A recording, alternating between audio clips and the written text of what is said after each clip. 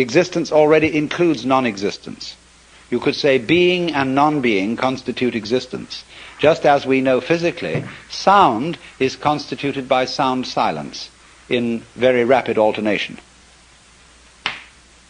So being, non-being constitute existence. And existence is something of which you may say the game is worth the candle. If it weren't, it wouldn't be. It's like that. Some people try to say there is good and bad with small g and small b, and they together constitute good capital G.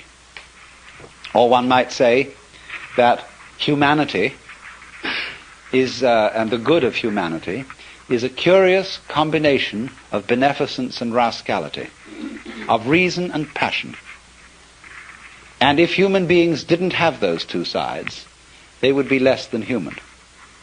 Man is in a certain sense redeemed by his passions, redeemed by being something of a rascal.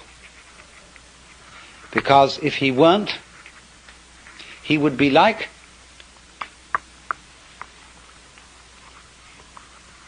a stew with no salt in it. The salt somehow is something that in a large quantity is horrible, but in a certain small quantity delightful. And so everybody has to be salted with a certain amount of unrespectability. Otherwise, they're impossible and intolerable. The only thing is, as a fervent cook, don't overdo it.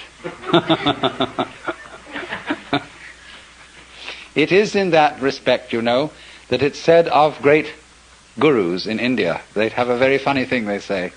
People, Westerners, go over and they meet this man who's supposed to be extremely holy. And they're all agog, you know. And then after spending a few days with him, they begin to wonder. They find he smokes cigarette.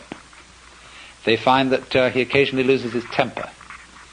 And they begin to think, well, is this man so holy after all? I mean, he surely should not be dependent on these little habits and luxuries and so on. And then they find he has a girlfriend. And then they leave because they're so scandalized. Well, then the Hindus say, now you shouldn't get so upset about this, because if this man didn't have a few little vices, he would cease to manifest. He would simply disappear. And he has to have these things to keep him grounded, to keep him in the world. Or if suddenly, you know, he gets terribly angry with a certain student and seems to lose his temper, they say, oh, no. That's a tactical anger. That he did on purpose to wake you up to something. It was for your own development and for your own good. He didn't really feel angry at all. Oh, dear. But do you see the point? There is something in the fact that if he didn't have these little attachments, he wouldn't be manifesting.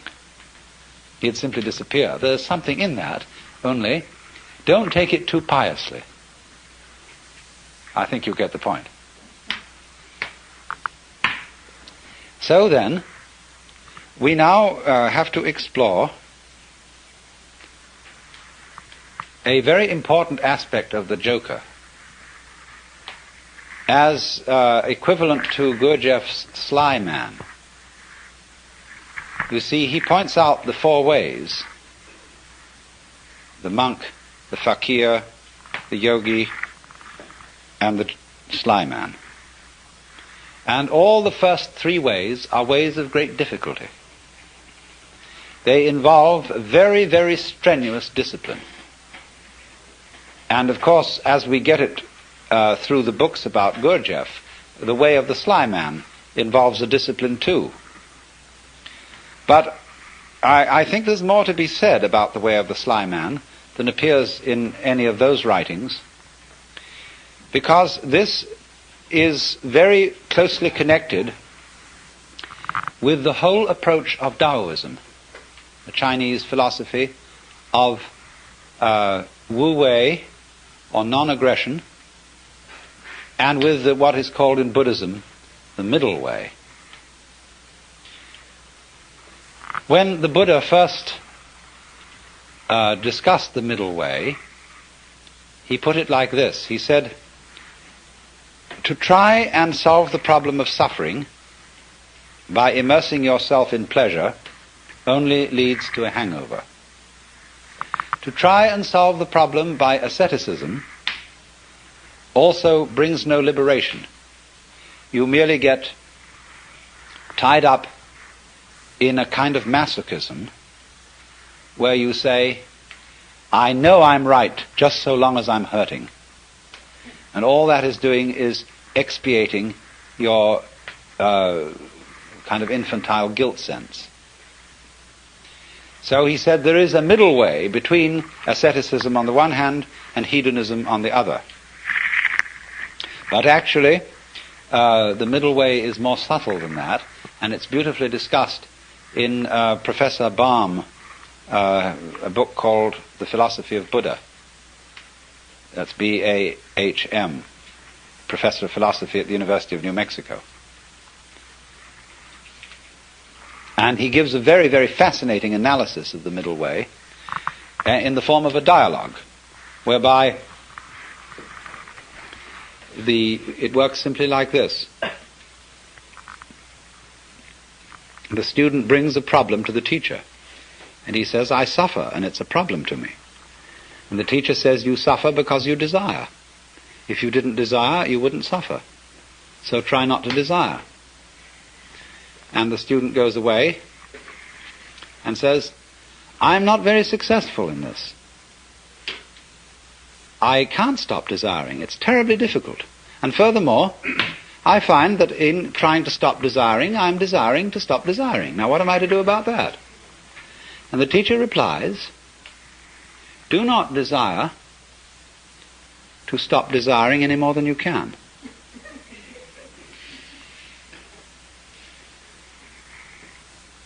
And so the student goes away and practices that. But he comes back to the teacher and said, I still find myself desiring excessively to stop desiring, and it doesn't work. So the teacher says, do not desire too much,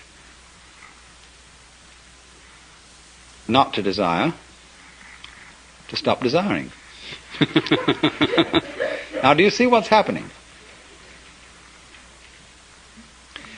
Step by step, almost like Achilles approaching the tortoise, the student is being brought together with himself to the point where he catches up with his own inner being and can accept it completely. And that is, you see, the most difficult thing to do, to accept oneself completely. Because the moment you can do that, you have in effect done psychologically what is the equivalent of saying in philosophical or theological terms, you as you are now are the Buddha, just as I was explaining a few minutes ago. That's unbelievable, because we are always trying to get away from ourselves as we are now in one fashion or another.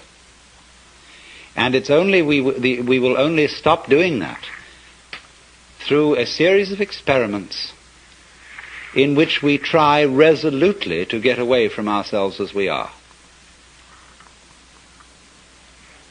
So that is the middle way. But ordinarily in these other ways, the way of the yogi, the fakir, and the monk, the individual makes a big thing out of the work of liberation, and especially likes the kind of teacher who will put him through the most severe paces. It's interesting how there arise from time to time schools in the West where someone comes along offering, people say, look,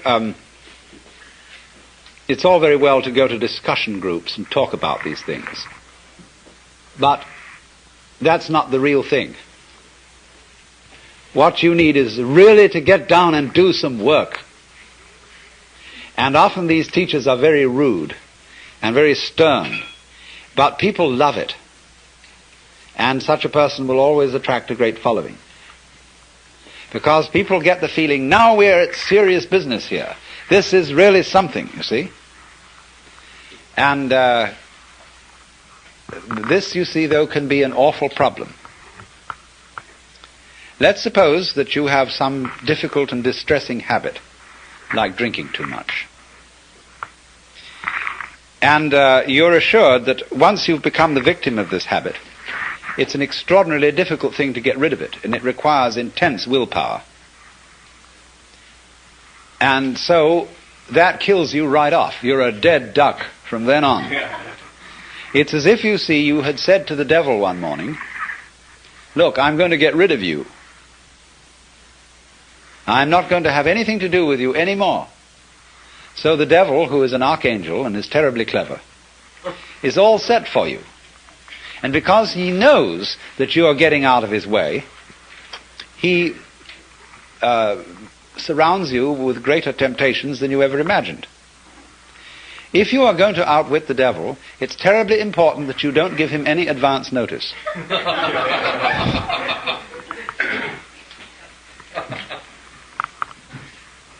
And this is where the work of the sly man comes in. Put it in other terms, in Hindu or Buddhist terms, in the popular terms of popular Hinduism and Buddhism. Liberation is getting out of the toils of karma. It's like this. During your many past lives, you've done all kinds of deeds, good and bad, and you are reaping the consequences of these deeds today. And also today you're setting up future consequences. Now, before you can be liberated, you've got to pay off your karmic debts. And so the moment you set your foot on the path of liberation, you are apt to find that all your karmic creditors will come to your door.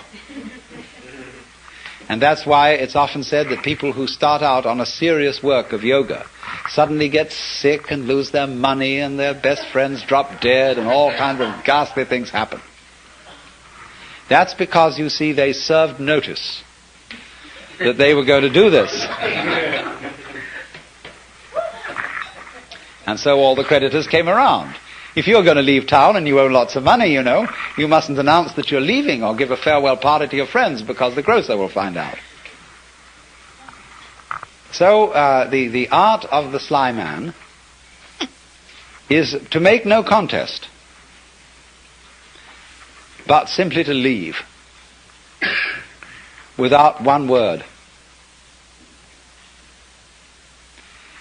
In other words, that's the meaning of Wu Wei in the technical vocabulary of Taoism. Wu Wei, not to interfere, not to force things. That's the best translation of Wu Wei, not to force things. But so he just drops it like that.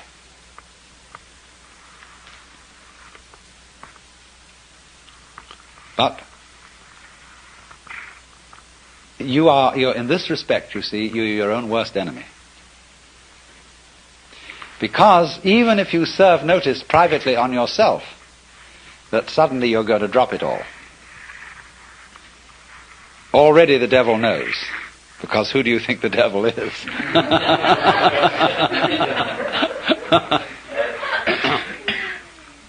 Now this lies behind the whole problem that is discussed in the book Zen in the Art of Archery.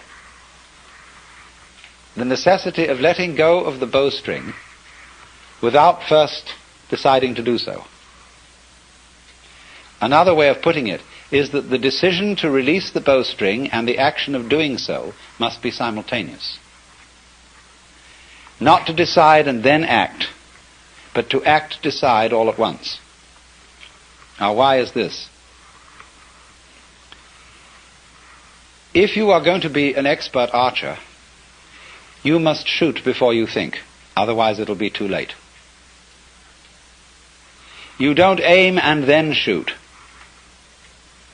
It's all one action. And this is true likewise of any sort of shooting, pistol shooting as well. That if you aim, if you decide and then fire, you're apt to do things like pulling the trigger instead of squeezing. All kinds of wrong things are done. And you're always a moment too late if you decide first. You have to act and decide simultaneously. So what does that do, you see? That puts up a very curious problem, which in its own turn becomes a bind. To try and act quickly enough so that you overtake the preliminary decision. To try not to decide first. And that is an impossible problem.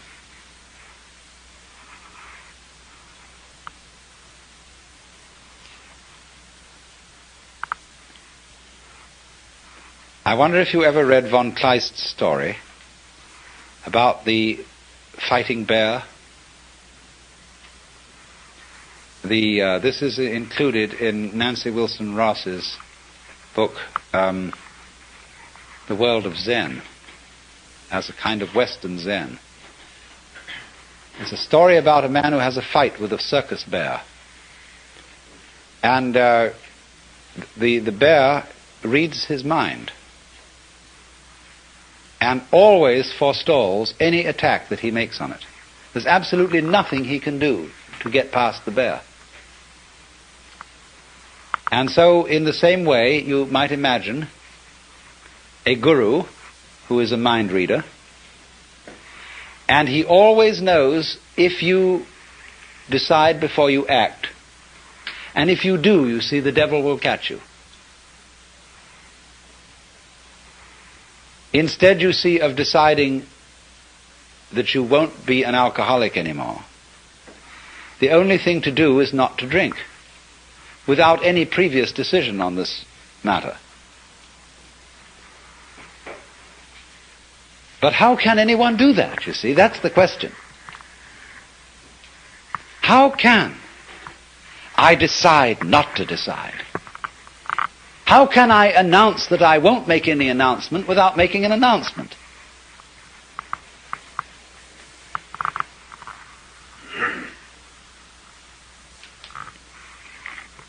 You see, there is no way out of that bind.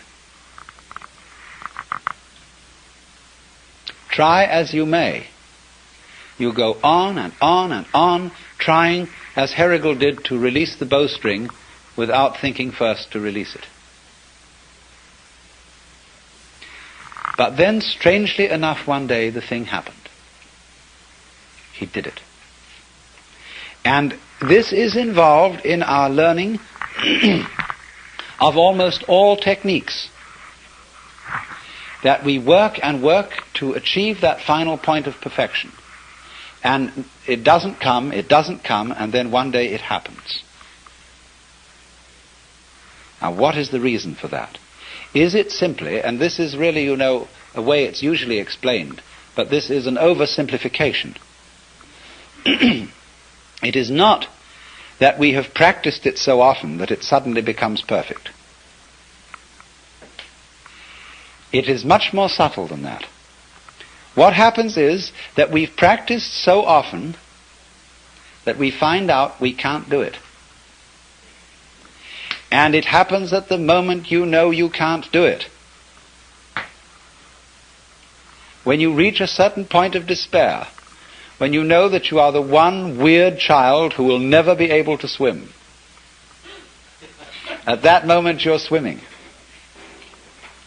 Because the desperation and the total inability to do it at all has brought you to a point which we might call don't care. You stop trying. You stop not trying to get it that way. You just have arrived at the insight that your decision, your will, doesn't have any part in the thing at all. And that's what you needed to know. You've overcome, you see, the illusion of having a separate ego. There is no way of telling anyone that that's an illusion and getting appropriate action, because we are thoroughly indoctrinated with the idea that it's real. And if I say, well, I'm going to get rid of my ego, that's what the Taoists call beating a drum in search of a fugitive. He hears you coming.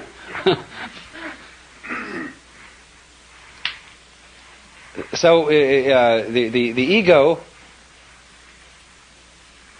that is to say, the illusion of having a separate will and a separate I center, that can be an effective agent, that cannot be overcome by a decision which seems to be centered in the ego. You might as well put out fire with fire. It can come only when an attempt to act from the ego center has been revealed to be completely futile. Then the thing happens, because you've really discovered that it was, after all, an illusion. Now, be very careful how you formulate this sort of thing philosophically. This could, of course, correspond to the kind of person who feels unafraid and who feels very free because he's a complete fatalist. A lot of people are, and are very happy in their fatalism. They really feel that they don't do anything, it just happens, and that it's all life, and that when they won't die until it's their time to die, and so why worry? Everything, they have the sense of everything is just happening to them. And this is a kind of a floating feeling. It's as if you didn't have to push things at all. They just flowed along. Well, now that state of affairs, that feeling of you don't have to push anything, it just floats along, is very similar to the experience I'm describing, if not the same thing. But this person has interpreted it as a fatalist in a rather passive way. That is to say, he has felt that there still is some kind of a little differentiation between himself as the experiencer on the one hand and that force or set of forces called fate on the other. He is pushed around, but he witnesses being pushed around.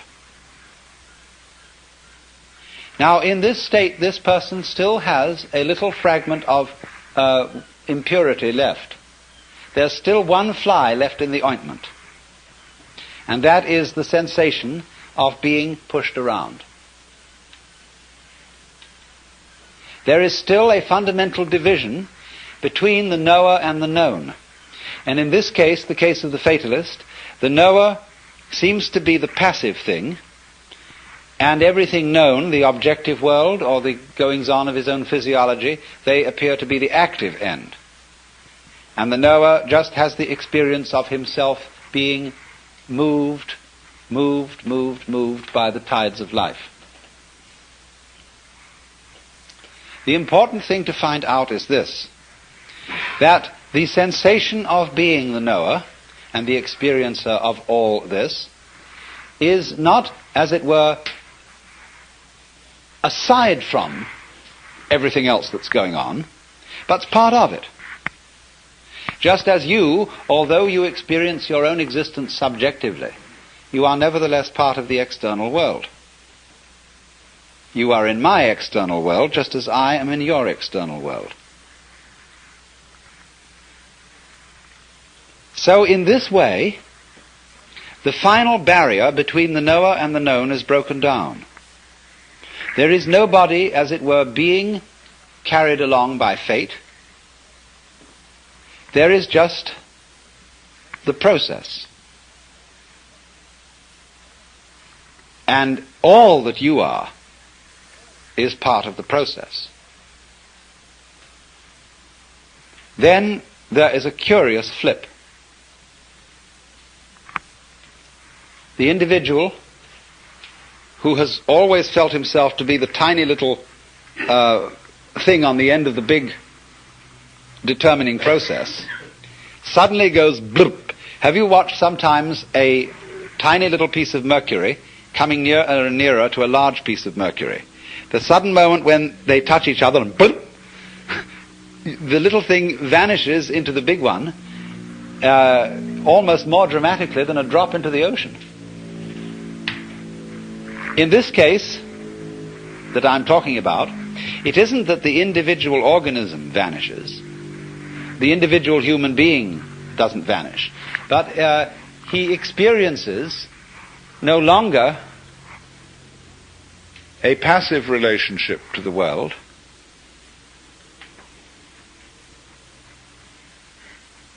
he simply sees that all that he is and all that he ever was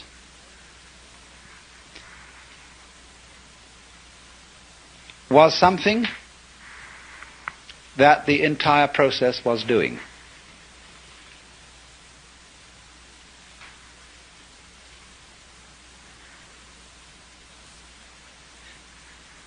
At the time, in other words, when he felt himself to be separate, he sees that that is in a certain way just what he should have felt,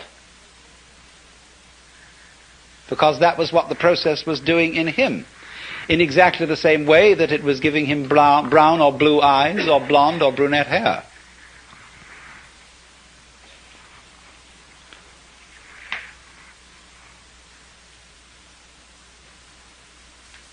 And that's going through the door and turning round and seeing there wasn't a door.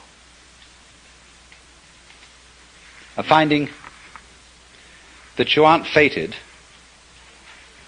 that you're not trapped, because there's nobody in the trap, and it takes something trapped to make a trap.